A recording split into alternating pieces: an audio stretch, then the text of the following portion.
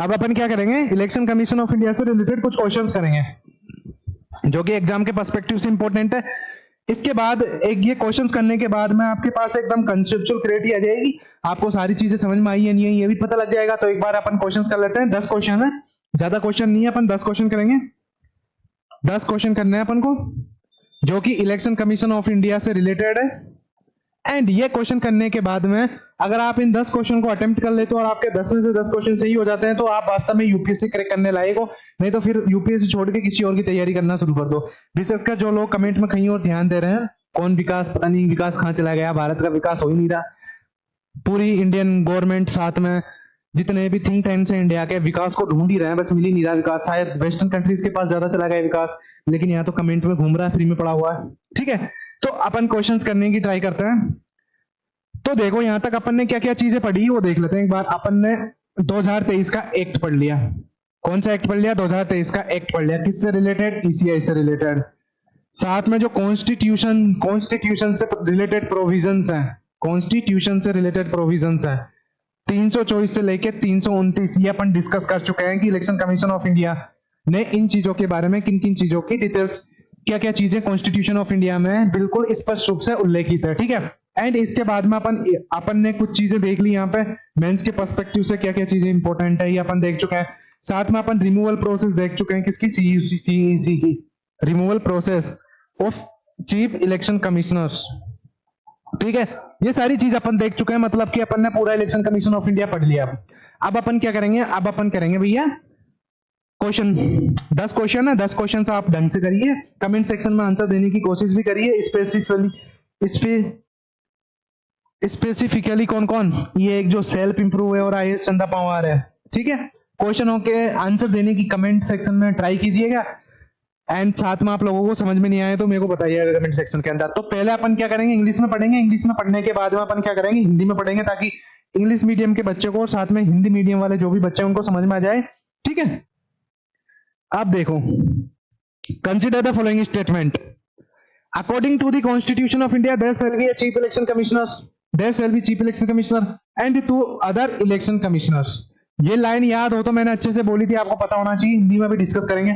According to the Constitution of India, the President of India shall appoint the CEC and other ECs by warrant under his hand and seal. आगे बात समझ में options दे रखे हैं। अब एक बार Hindi medium वाले यहाँ पर देख लो, हिंदी मीडियम वाले एक बार यहाँ पे देख लो, उसके बाद में अपन इसका डिस्कशन करेंगे कि कौन सा इसका करेक्ट आंसर होगा। ठीक है, देखो देखो, ट्राई करने की कोशिश करो, सोल्व करने की कोशिश करो। ठीक है सर, ABCD में से आंसर सही है एक। ABCD में से तो एक सही होगा बच्चे, ऐसे पढ़ोगे तुम। अब देखो, पहला स्टेटमेंट क्या बोलता है, ढंग से सीरियसली पढ़ने की ट्राई करो। एक स्टेटमेंट, भारत के संविधान के अनुसार एक मुख्य चुनाव आयुक्त, यहाँ पे आयुक्त है, ठीक है ना, आयोग नहीं है, एक चुनाव आयुक्त और 2 अन्य चुनाव आयुक्त होंगे। आई बात समझ में? जिसने भी सीरियसली क्लास ली हो डेफिनेटली पढ़ के तुरंत बता देगा कि पहला स्टेटमेंट सही है, गलत है। ठीक है, दूसरा स्टेटमेंट, भारत के संविधान के अनुसार भारत के राष्ट्रपति अपने हस्ताक्षर मुहर द्वारा मुख्य चुनाव आयुक्त और मुख्य चुनाव आयुक्त की नियुक्ति करेंगे। ठीक है भाई साहब, दोनों स्टेटमेंट अपन ने पढ़ लिए। एक बार कमेंट सेक्शन में बताओ कि कौन सा सही है। सेल्फ इंप्रूव जी बिल्कुल आंसर 2 सही है। ऑप्शन बताओ कौन सा ऑप्शन सही है। ठीक है, अब देखो मैं एक्सप्लेनेशन बता देता हूं आप लोगों को। पहला क्या बोलता है? भारत के संविधान के अनुसार। यहां पर अपन को किस चीज के ऊपर ध्यान देना है? यहां पे अपन को ध्यान देना है भारत के संविधान के अनुसार। मैं कलर चेंज कर लेता हूं एक बार। किसके अनुसार की बात कर रहा है यहां पे? मतलब कि भारत के संविधान के अनुसार। इसका मतलब ये चीज भारत के संविधान में लिखी हुई होनी चाहिए। तो भारत के संविधान के अनुसार ऑप्शन बी, आईएएस चंदा पवार। देखते हैं आपका ऑप्शन भी सही है कि नहीं है। ठीक है, भारत के संविधान के अनुसार एक मुख्य चुनाव आयुक्त। ठीक है भैया, एक सीईसी हो जाएगा। किसके अनुसार? भारत के संविधान के अनुसार क्या होगा? एक सीईसी होगा, मुख्य चुनाव आयुक्त, और 2 अन्य चुनाव आयुक्त होंगे। और 2 क्या हो गए? 2 ईसीज। ये ऐसा कुछ पढ़ा आपने कॉन्स्टिट्यूशन ऑफ इंडिया के अंदर, भारत के संविधान के अंदर। तो अपन यहाँ पे कौन से आर्टिकल्स की बात करते हैं? 324 क्लोज 2 क्या बोलता है कि भैया एक तो सीईसी होगा, सीईसी होने के बाद में अदर, यहाँ पे संख्या डिसाइड नहीं है इलेक्शन कमीशनर्स की। क्या नहीं है? भारत के संविधान के अंदर 2 अन्य चुनाव आयुक्त, उनकी कोई संख्या डिसाइड ही नहीं कर रखी। कॉन्स्टिट्यूशन के अंदर, ना ही किसी एक्ट के अंदर कर रखी है। सिर्फ और सिर्फ भारत का राष्ट्रपति डिसाइड करेगा कि कितने अन्य चुनाव आयुक्त होंगे। तो यहां पर 324 क्लोज 2 के अंदर अदर ईसीज है, संख्या नहीं है। एंड इसके अंदर क्या दे रखा, 2 चुनाव आयुक्त होंगे।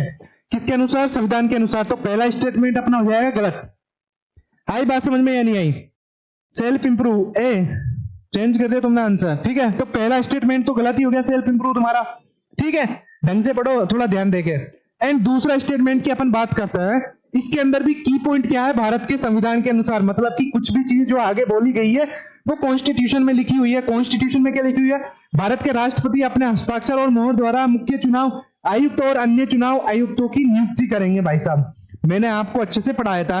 तो क्या वास्तव में ऐसा लिखा हुआ है कि कॉन्स्टिट्यूशन के अंदर क्या लिखा हुआ है कि भारत के संविधान के अनुसार भारत के राष्ट्रपति अपने हस्ताक्षर और मोहर के द्वारा मुख्य चुनाव और अन्य चुनावों की नियुक्ति करेंगे? ये तो बिल्कुल सही है कि प्रेसिडेंट ही इनकी नियुक्ति करेंगे, लेकिन ये कॉन्स्टिट्यूशन में नहीं लिखा हुआ, ये भारत के संविधान में नहीं है। कौन सी जगह पे लिखा हुआ है? ये चीज लिखी हुई है 2023 के एक्ट में। 2023 का एक्ट जो कि पार्लियामेंट ने इनेक्ट किया था अनूप बर्णवाल केस के बाद में। आई बात समझ में या नहीं?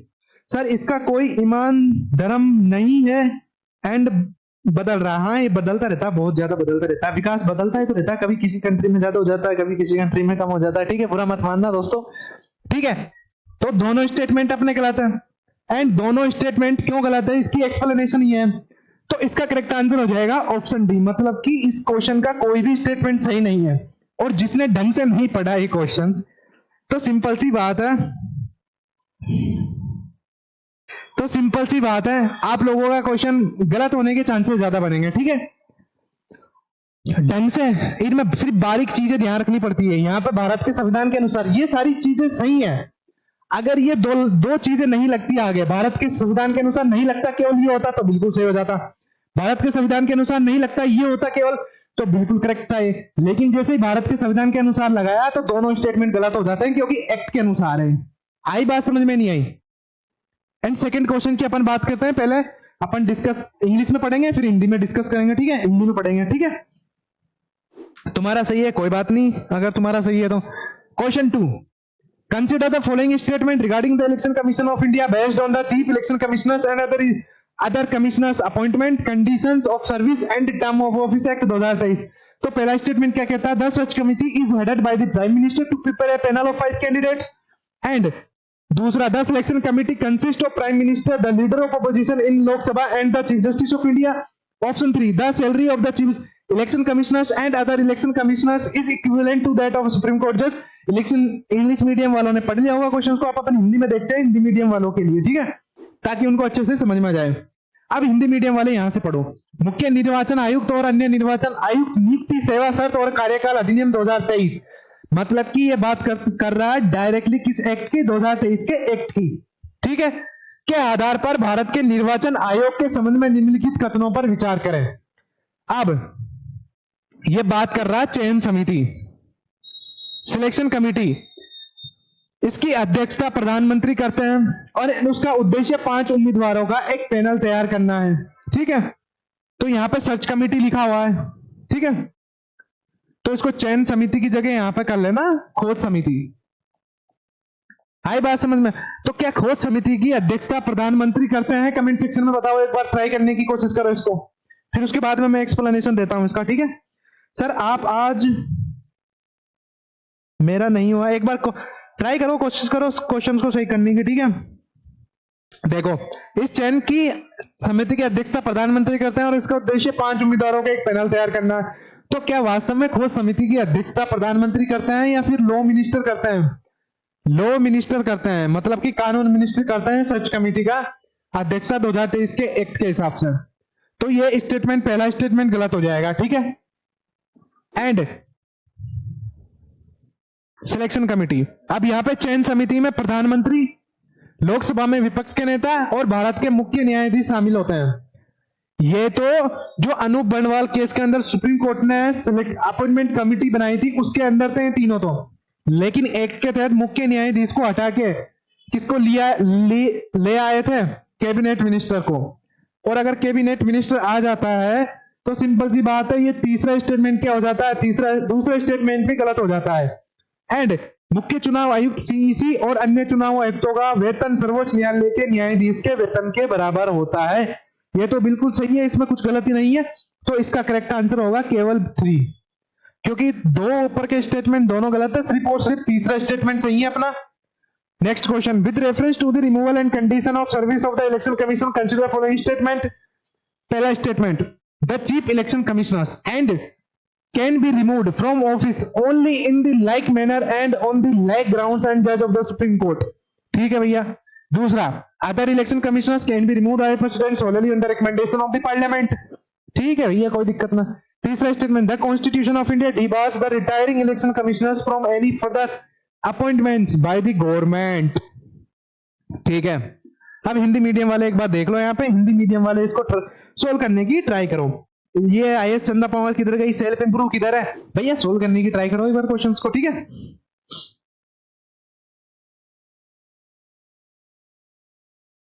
ठीक है, अपन सोल्व करते हैं। मुख्य चुनाव आयुक्त को केवल उसी तरीके से, अब बहुत सारे यूट्यूबर बोलते हैं जिसमें केवल आ जाएगा वो गलत हो जाएगा, अभी देखते हैं।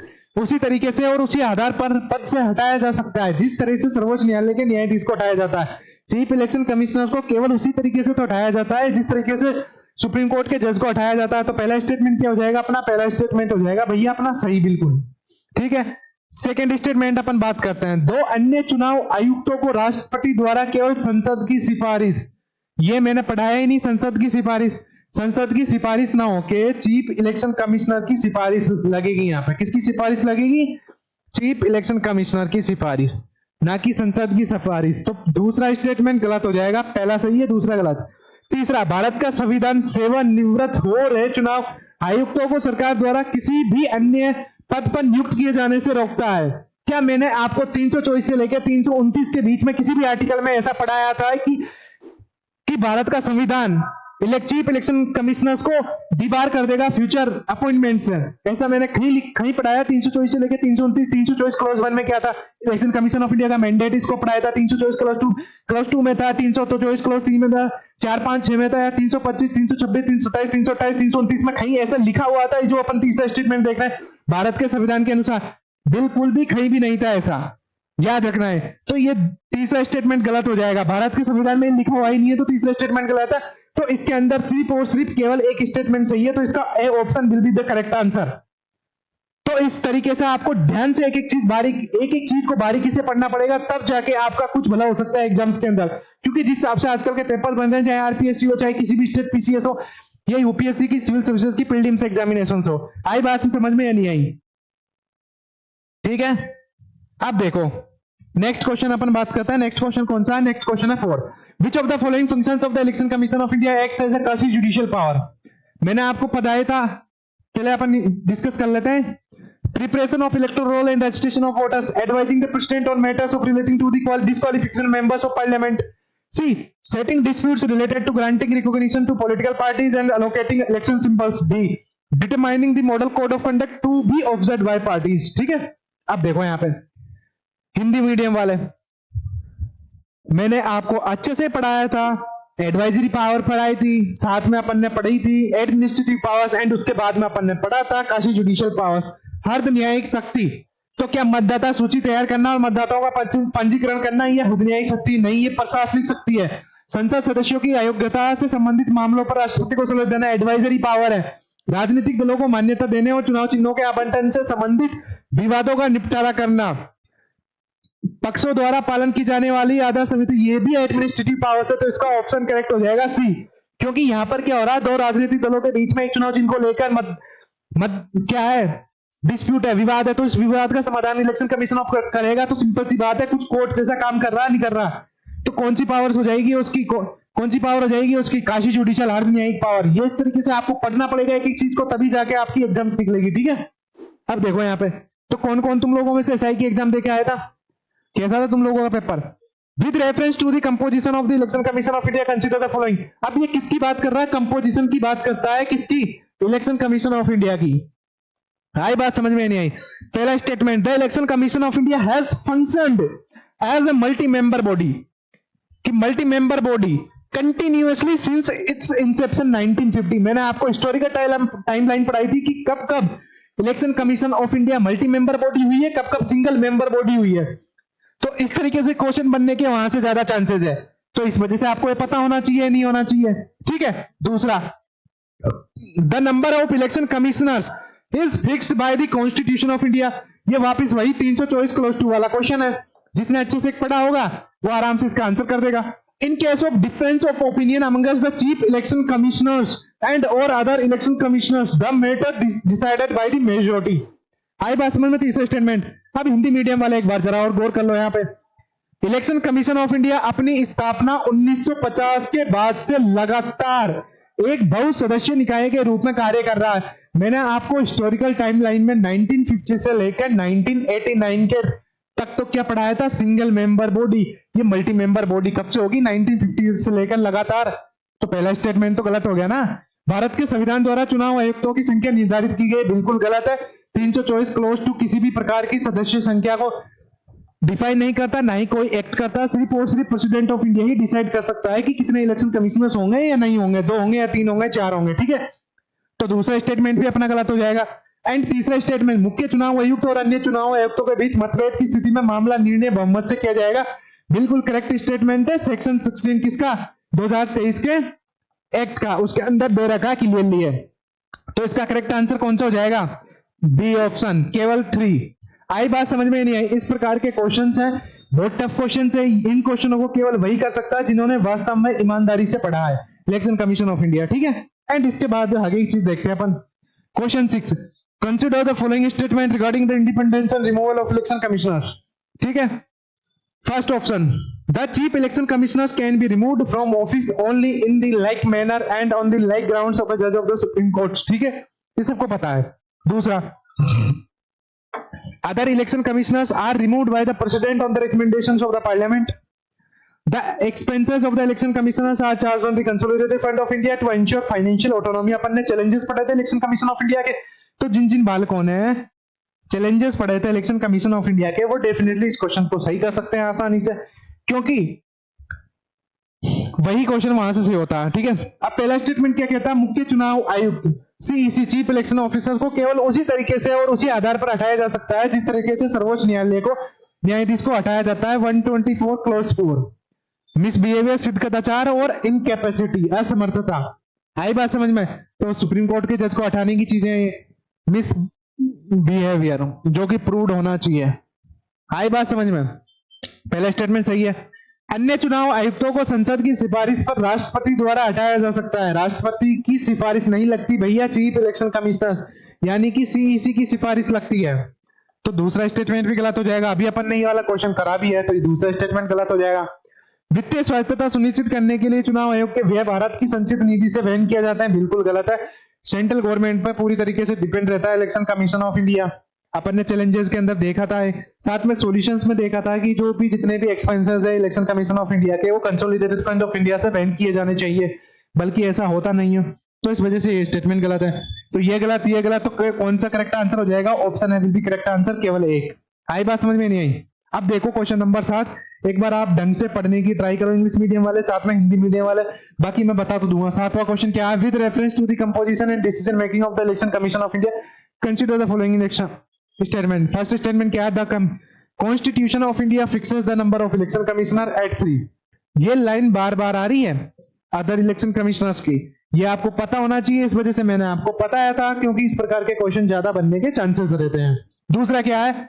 इन case of A difference of opinion amongst the chief election commissioners and other election commissioners, the election commissioner has the veto power. अभी अपन ने जस्ट पिछले वाले क्वेश्चन में क्या पढ़ा था, पता होना चाहिए आपको। The election commission was a single member body from its inception until 1989। अब देखो यहाँ पे भारत के संविधान में चुनाव आयुक्तों की संख्या 3 निर्धारित की गई है, बिल्कुल गलत है। संविधान के अंदर किसी भी प्रकार की संख्या का कोई निर्धारण की बात कही नहीं गई है, तो सिंपल सी बात है, गलत हो जाएगा। मुख्य चुनाव आयुक्त और चुनाव आयुक्तों के बीच मतभेद होने की स्थिति में मुख्य चुनावी वीटो का अधिकार दिया गया है, नहीं। अभी तो अपन ने जस्ट पढ़ा था कि मेजोरिटी से डिसीजन होगा, तो दूसरा स्टेटमेंट भी गलत हो जाएगा अपना। तीसरा, चुनाव आयोग अपनी स्थापना से लेकर मतलब कि 1950 से लेकर 1989 तक सिंगल मेंबर बॉडी थी। बिल्कुल सही है भैया, सिंगल मेंबर बॉडी तो थी है 1989 तक,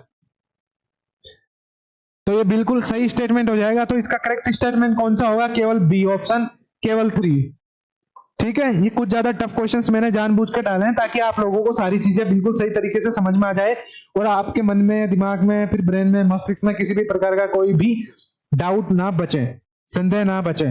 और अगर आपको समझ में आ रहा है, इस प्रकार की क्लासें पसंद आती तो चैनल को सब्सक्राइब कर देना। सब्सक्राइब करने के साथ साथ में अपने फ्रेंड्स, अपने दोस्त, अपने भाइयों के साथ जरूर शेयर कर देना, ठीक है, ताकि उनको भी अच्छी तरीके से चीजें समझ में आ सके। ठीक है, क्वेश्चन नंबर 8 अपन डिस्कस करते हैं। अकॉर्डिंग टू आर्टिकल 324, मतलब कि 324 की बात करता है भैया है, of the Indian constitution the superintendence, direction and control of elections, which of the following office bodies are vested in the election commission of India? Parliament का कराता है, स्टेट लेजिस्लेचर कराता है, पंचायत का करवाता है, नहीं करवाता, ऑफिस वाइस प्रेसिडेंट का करवाता है, नहीं करवाता। आर्टिकल 324 के तहत मैंने आपको 324 क्लोज 1 में पढ़ाया था कि किस किस का चुनाव करवाएगा। एक तो पार्लियामेंट का करवाएगा, स्टेट लेजिस्लेटिव असेंबलीज का करवाएगा, प्रेसिडेंट का करवाएगा, वाइस प्रेसिडेंट का करवाएगा। सिर्फ ये 4 चीजें लिखी हुई है। तो क्या इसके अंदर संसद लिखा हुआ है? सही है। क्या राज्य विधानसभाएं लिखी हुई है? ये विधानसभा है, ठीक है। पंचायत और नगर पालिका का करवाता है? नहीं करवाता, वही साहब। ये राष्ट्रपति उपराष्ट्रपति का करवाता है? बिल्कुल करवाता है। तो कौन सा ऑप्शन हो जाएगा? ए। 1 2 4 तीनों सही है, चारों 1 2 और 4 इन तीनों का करवाता है। ये बात आपको पता होना चाहिए, मैंने अच्छे से पढ़ाया था कॉन्स्टिट्यूशनल प्रोविजंस के अंदर, ठीक है। अब अपन डिस्कशन करते हैं question number 9, which is the second last question of this session and election commission of India, ठीक है। अब देखो यहाँ पे question number 9, consider following statement. पहला स्टेटमेंट क्या कहता है? According to the act of 2023, ये 2023 के एक्ट की बात करता है। President shall appoint the chief election commissioners by under his warrant and seal, ठीक है भैया। CC act as chairman of the election commission of India, ठीक है। तीसरा, number of election commissioners is explicitly mentioned in the constitution, ठीक है भैया। Number of elections explicitly मतलब कि स्पष्ट रूप से, जैसे मैंने आपको बताया था, ठीक है। चौथा, 18 years of age for voting is explicitly mentioned in the constitution of India। अब देखो ये 4 फैक्ट दे दिया। 4 फैक्ट देने के बाद में ऑप्शन कौन सा पूछ रहा है भैया? हाउ मेनी, कितने स्टेटमेंट सही है। तो खतरनाक बहुत ज्यादा टफ क्वेश्चन है, बहुत ज्यादा टफ क्वेश्चन है। तो ऐसे क्वेश्चनों को केवल और केवल वही अटेम्प्ट कर सकता है जिसने डीपली चीजें पढ़ी हैं, डीपली उसको बहुत सारी चीजें याद हैं, तब जाके। अगर आपको बिल्कुल एक भी स्टेटमेंट में गड़बड़ी लग रही है तो प्लीज इस प्रकार के क्वेश्चन को एग्जाम में अटेम्प्ट करने की कोशिश मत करिएगा, क्योंकि डेफिनेटली ये क्वेश्चन गलत हो जाएगा। तो पहला स्टेटमेंट बोलता अपन सोल्व करने की ट्राई करता है। 2023 के अधिनियम के अनुसार राष्ट्रपति अपने वारंट और मोहर के तहत मुख्य चुनाव आयुक्त का नियुक्ति करेंगे, बिल्कुल सही है। सेक्शन 4 में लिखा हुआ है 2023 के एक्ट में, ये कॉन्स्टिट्यूशन में नहीं है, एक्ट के अंदर है। आई बात समझ में? चीफ इलेक्शन कमिश्नर ECI के अध्यक्ष के रूप में कार्य करता है, मतलब कि चेयरपर्सन के रूप में, बिल्कुल सही है। 324 क्लोज 3 आर्टिकल ये क्लियरली डिफाइन करता है। संविधान में चुनाव आयुक्त की संख्या का, बिल्कुल गलत है। 324 क्लोज 2 बिल्कुल ये बोलता है कि एक CC होगा और अन्य इलेक्शन कमिश्नर होंगे, तो संख्या का स्पष्ट रूप से उल्लेख नहीं है। भारत के संविधान में मतदान के लिए 18 वर्ष की आयु की सीमा स्पष्ट रूप से उल्लेखित है, बिल्कुल सही है। आर्टिकल 326 के अंदर, यूनिवर्सल एडल्ट सफराज के अंदर। तो कौन कितने स्टेटमेंट सही है? पहला सही है, दूसरा सही है, तीसरा सही है। तो केवल 3 स्टेटमेंट अपने सही है। इसका करेक्ट आंसर हो जाएगा ऑप्शन बी। आया या नहीं आया समझ में क्वेश्चंस? एंड इसके बाद में देखो क्वेश्चन नंबर 10। क्वेश्चन नंबर 10 जो कि लास्ट क्वेश्चन है इस सेशन का and election commission of India का, जो कि ट्रिकी क्वेश्चन है थोड़ा। आप लोगों ने कभी ऐसा क्वेश्चन पढ़ा भी नहीं होगा, शायद देखा भी नहीं होगा। तो देखो यहाँ पे, consider the following statement regarding the ECI EVM, ठीक है। तो पहला है EVM consist of ballot units and control units only. Option 2, on VVPAT slips only candidates name, serial number, symbol of party, session number, VVPAT ID are mentioned। जो VVPAT slips होती हैं, आपको पता होना चाहिए VVPATs होते क्या है, ठीक है। How many of the statement are correct? अब देखो हिंदी मीडियम वाले एक बार, EVM में केवल मत पत्र इकाई और नियंत्रण इकाई शामिल है। VVPAT स्लिप पर केवल उम्मीदवार का नाम, क्रम संख्या, सीरियल नंबर, पार्टी का चिन्ह, सत्र संख्या, सेशन ID, VVPAT ID अंकित होता है, ठीक है। अब इसका कौन सा करेक्ट आंसर होगा, कौन सा करेक्ट आंसर नहीं होगा, इस चीज को देखने के लिए अपन जाएंगे इलेक्शन कमीशन ऑफ इंडिया की वेबसाइट पर। आगे एक बार देख लेते हैं कुछ क्वेश्चन है कि नहीं है। नहीं है, ये लास्ट क्वेश्चन है। अपन चलते हैं इलेक्शन कमीशन ऑफ इंडिया की वेबसाइट के ऊपर, ताकि आप लोगों को अच्छे से चीजें समझ में आ जाए। तो अब अपन चलेंगे इलेक्शन कमीशन ऑफ इंडिया की वेबसाइट, क्योंकि ये क्वेश्चन वहीं से सोल्व होगा और आपको चीजें समझ में आनी चाहिए। तो आपका एक काम मैं आपको दे रहा हूं, जितनी भी कॉन्स्टिट्यूशनल बॉडीज है, साथ में स्टैट्यूटरी बॉडीज है, उन सब में आप क्या करोगे, एक एक वेबसाइट पे जाओगे, विजिट करोगे, और अगर मेरे से क्लास ले रहे हो तो विजिट करने की कोई जरूरत ही नहीं है। आई बात समझ में नहीं आई? और अगर क्लास नहीं ले रहे तो विजिट करने की जरूरत है, क्योंकि कई बार क्या है, एक बार विजिट कर लेना और कुछ काम की चीजें जो काम की चीजें होती हैं उनको नोट कर लेना, ठीक है, एंड उसके बाद में बार बार विजिट करने की कोई जरूरत नहीं है किसी भी चीज को। और मेरी क्लास लेते हो तो कहीं जाने की जरूरत नहीं है, आपको सारी चीजें एक जगह मिल जाएगी। तो यहाँ पे देखो, क्योंकि क्या है ना, यूपीएससी ईपीएफओ के 2025 वाले क्वेश्चन पेपर में कुछ चीजें पूछी गई हैं। कौन सी चीजें पूछी गई हैं? इलेक्शन, एक मिनट, मुझे क्या ढूंढना है यहाँ पे, एफएक्यूज।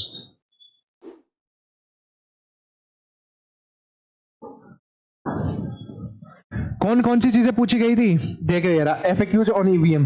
कौन सी चीज पूछी गई थी? इलेक्शन, मतलब कि सुप्रीम कोर्ट ऑफ इंडिया की जो वेबसाइट्स है, वहां से यूपीएससी के जो ईपीएफओ का पेपर हुआ था 2025, उसमें question sorry directly as it is line उठाई गई है। साथ में अगर अपन बात करते हैं किसकी, राजस्थान के पीएसआई का जो टेलीकम्युनिकेशन का पेपर हुआ था, उसमें भी जो आरपीसी की वेबसाइट है वहां से एज इट इज लाइन्स उठाई गई थी। तुम लोगों को टीचरों ने बताया नहीं होगा, क्योंकि टीचरों को पता नहीं रहता कहां से क्वेश्चन पूछा गया, कहां से नहीं पूछा गया, ठीक है। तो इसकी सारी चीज नहीं पढ़नी, सिर्फ अपन को जनरल क्वेरीज देखनी है, ठीक है। तो पहला तो क्या है कि ईवीएम क्या है। अब ध्यान रखना, अपन ने कौन सी चीज पढ़ी थी यहाँ पे, अपन ने एक चीज पढ़ी थी कि election commission election commission of India की जो ईवीएम है उसके दो पार्ट होता है। तो यहां पर तो ECI EVM, ECI EVM,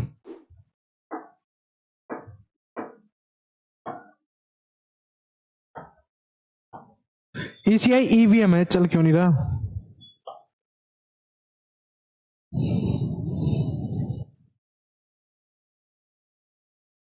ECI EVM है, कंट्रोल यूनिट भी है, एंड इसके बाद में बैलेट यूनिट भी है, कंट्रोल यूनिट भी है, एंड इसके बाद में वीवीपैट भी इसके अंदर ऐड कर दिया गया है। क्लियरली दिख रहा है? नहीं दिख रहा? नहीं दिख रहा होगा, एक मिनट में कलर चेंज करता हूं यहाँ पे। अब देखो, अब दिख जाएगा। बैलेट यूनिट एक तो क्या है, बैलेट यूनिट, बैलेट यूनिट इसका पार्ट है ईवीएम का। साथ में जो कंट्रोल यूनिट है, कंट्रोल यूनिट भी बैलेट ईवीएम का पार्ट है। कंट्रोल यूनिट के बाद में सुप्रीम कोर्ट के डिसीजन में पीयूएससीएल वाले केस के अंदर वीवीपैट भी ऐड कर दिया गया। क्या ऐड कर दिया गया? वीवीपैट। तो तीन पार्ट होता है इलेक्शन कमीशन ऑफ इंडिया की इलेक्ट्रॉनिक वोटिंग मशीन के। कितने? तीन पार्ट। कौन कौन से? Ballot unit, control unit and VVPAT. आई बात समझ में नहीं आई? तो ये चीज ध्यान रखनी है आपको। एंड जो इलेक्शन कमीशन ऑफ इंडिया की जो ईवीएम वोटिंग मशीन है उसको ईसीआई ईवीएम के नाम से जाना जाता है। उसका सही नाम ईसीआई ईवीएम है, ये भी आपको पता होना चाहिए, ठीक है। अब यहाँ पे आते हैं अपन वापस किस पे, अपने क्वेश्चन पर। अब आपको समझ में आ गया होगा। अब देखो यहाँ पे जो क्वेश्चन बोलता है ईवीएम में केवल मत पत्रिकाएं, मतलब कि बैलेट यूनिट एंड नियंत्रण कंट्रोल यूनिट, ये दो ही शामिल है। नहीं भैया, एक और चीज शामिल होती है इसके अंदर, वीवीपैट। इसका मतलब तीन चीज होती है इलेक्शन कमीशन ऑफ इंडिया के। तो पहला स्टेटमेंट अपना गलत हो जाएगा। और कितने कथन सही है पूछ रहा है। तो जो वीवीपैट की स्लिप होती है, जैसे ही अपन ईवीएम में बटन दबाते हैं वोट का, तो वीवीपैट स्लिप के अंदर कौन कौन सी चीजें होती हैं। वीवीपैट स्लिप जब निकल के आती है तो उस पर जो डिटेल्स होती है वो डिटेल्स याद रखना। एक तो कैंडिडेट का नाम होता है जिसको अपन ने वोट दिया उसको, आप लोगों ने डेफिनेटली वो वीवीपैट स्लिप देखी भी होगी, कैंडिडेट नेम। एंड इसके बाद में होता है उसमें सीरियल नंबर, यानी कि क्रम संख्या। सीरियल नंबर 5 चीज होती है, सीरियल नंबर, क्रम संख्या। एंड इसके बाद में होता है पार्टी का चिन्ह। पार्टी का चिन्ह नहीं है, इंडिविजुअल लड़ रहा है, निर्दलीय है, तो उसका कोई चिन्ह होगा, वो चिन्ह होगा, ठीक है। ये चीज होती है। एंड उसके बाद में होती है सेशन नंबर। इलेक्ट्रॉनिक डिवाइस है तो सेशन नंबर होगा, सिंपल सी बात है वीवीपैट के अंदर। एंड इसके बाद में एक और चीज होती है वीवीपैट आईडी। उस वीवीपैट की एक पर्टिकुलर आईडी अलोकेट की जाती है ताकि किसी भी प्रकार की चीजें बाद में अगर क्वेश्चन उठते हैं वोट रिगिंग या फिर फ्रॉड के, उन सबका समाधान किया जा सके, ठीक है। तो ये 1 2 3 4 5 चीज होती है वीवीपैट स्लिप के अंदर। तो पांचों चीजें हैं यहाँ पे, उम्मीदवार का नाम है, क्रम संख्या है, पार्टी का चिन्ह है, सत्र संख्या है, वीवीपैट आईडी है। तो दूसरा स्टेटमेंट अपना हो जाएगा एब्सोल्युटली करेक्ट स्टेटमेंट, मतलब कि बिल्कुल सही कथन है। सही कथन है तो सिर्फ और सिर्फ केवल एक कथन सही है। तो कौन सा ऑप्शन बोल रहा है? ऑप्शन बी, केवल एक कथन सही है। तो अपना करेक्ट आंसर हो जाएगा ऑप्शन बी। तो आप लोग इस प्रकार के क्वेश्चनों को सोल्व करने की ट्राई कीजिए, ताकि रियल एग्जाम में अगर किसी भी प्रकार का थोड़ा सा टफ क्वेश्चन भी आता है तो आप उस क्वेश्चन को पूरी तरीके से हैंडल करने के लायक बनो। तो आप सब लोगों को ये सेशन किस प्रकार से पसंद आया एक बार मेरे को कमेंट सेक्शन में बता देना। अगर आपको इतना डीपली एनालिसिस चाहिए प्रीलिम्स के एग्जाम्स के लिए, साथ में मेंस के पर्सपेक्टिव के हिसाब से, तो प्लीज चैनल को सब्सक्राइब कर देना, ताकि हम डेली बेसिस पर ऐसे एनालिटिकल लेक्चर्स ले सके आप लोगों के लिए, ठीक है। एंड प्रीलिम्स के कुछ क्वेश्चंस करवा सके, कोई भी चीज चाहे पॉलिटिक्स से रिलेटेड हो या फिर कोई भी चीज इकोनॉमी से रिलेटेड हो, मतलब कि अर्थव्यवस्था से रिलेटेड चीजें हो जो कि न्यूज में आई हो बार बार, तो उस चीज को अपन करने की कोशिश करेंगे, ठीक है। एंड इतना ही डीपली में जाके हर एक टॉपिक को अपन पढ़ने का ट्राई करेंगे। तो आप गीतांजलि IAS अकेडमी के यूट्यूब चैनल को सब्सक्राइब कर देना, साथ में अपने दोस्तों के साथ इस वीडियो को शेयर करने की कोशिश भी कर लेना, ताकि सब लोगों के पास अच्छी वीडियोस पहुंच जाए। अगर रील बार बार देखने से या फिर रील को सेंड करने से फुर्सत मिल जाए तो थोड़ा पढ़ाई पे भी ध्यान दे लेना, ठीक है। बाकी सब चीजें अपन नेक्स्ट क्लास में डिस्कस करते हैं। बाकी रील देखते रहो, मजे लेते रहो अपनी जिंदगी के, साथ में पढ़ाई पर भी ध्यान देते रहो। आप सब लोगों का धन्यवाद सेशन को अटेंड करने के लिए। आई थिंक बहुत ज्यादा लंबा सेशन हो गया अपना है, तो अपन मिलते हैं कल सेम टाइम पर, बिल्कुल सेम एनर्जी के साथ एंड सेम डीपली एनालिसिस के साथ। तो मैं अब क्लास को यहीं पर समाप्त करता हूं। आप सब लोगों का धन्यवाद क्लास को अटेंड करने के लिए।